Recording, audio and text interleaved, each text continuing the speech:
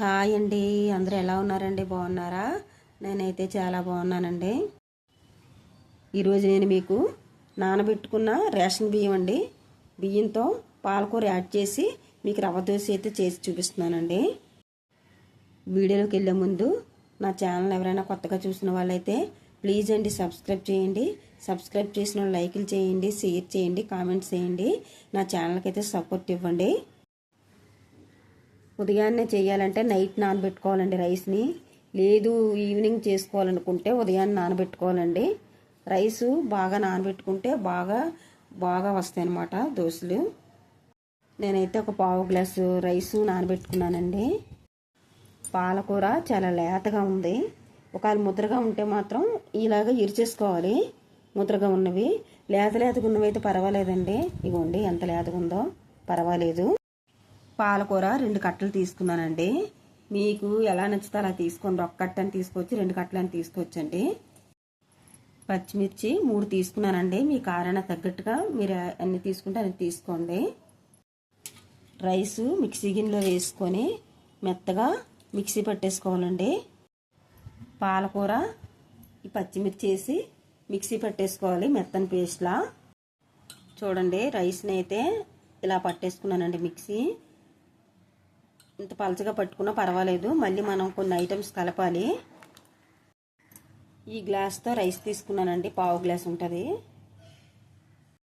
అదే గ్లాస్తో అర గ్లాస్ కంటే ఇంకొంచెం ఎక్కువ తీసుకోవాలండి. 3/4 గ్లాసు గోధుమ రవ్వ అండి, సూజీ రవ్వ అంటారు కదా, ఆ రవ్వను తీసుకోవాలి.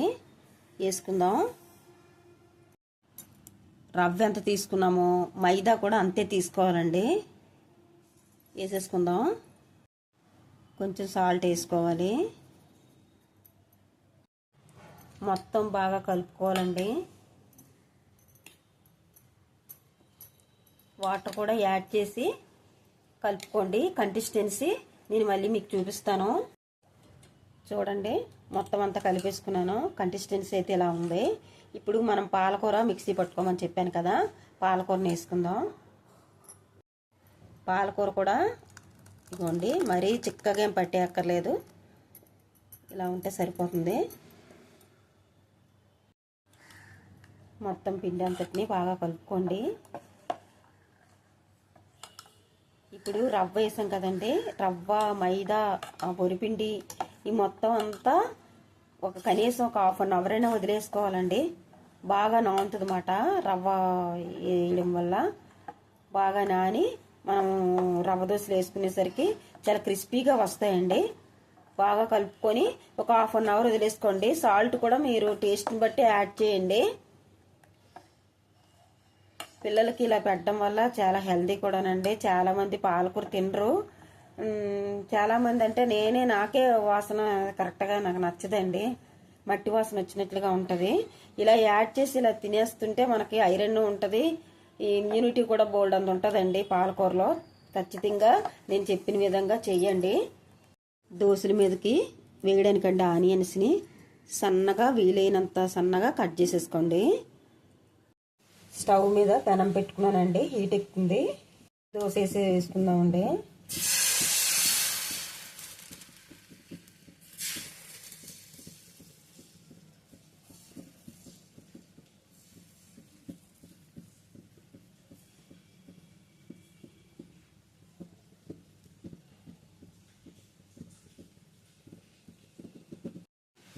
ఆనియన్స్ వేసుకుందాము.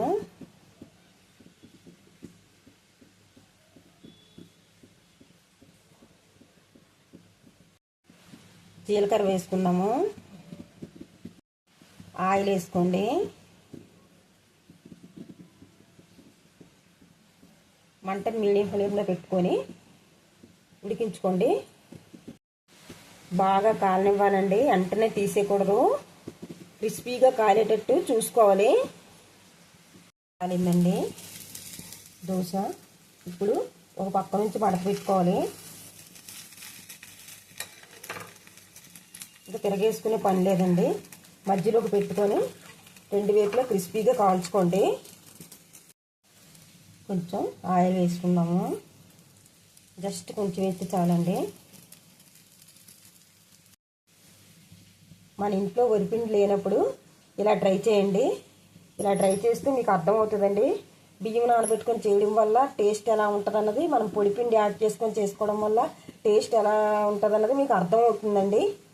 లేనప్పుడు మనం అర్జెంటుగా టెన్షన్ అయిపోయే కంటే ఇలా బియ్యం నానబెట్టుకొని చేసుకుంటే చాలా టేస్ట్గా కమ్మగా ఉంటాయి. తీసేసుకుందామండి. ఇంకో దోశ వేసుకుందామండి. చూడండి, కన్సిస్టెన్సీ మాత్రం చూసుకోండి. మరీ పలచగా చేసి వెళ్తే అలాగని చెప్పి మరీ చిక్కగా ఉండకూడదండి.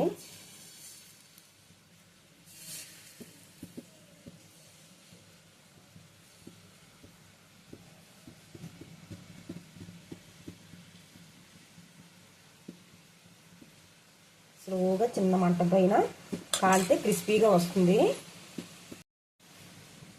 ఆనియన్స్ వేసుకుందాము. కొంచెం జీరా వేసుకుందాము. ఆయిల్ వేసుకోండి.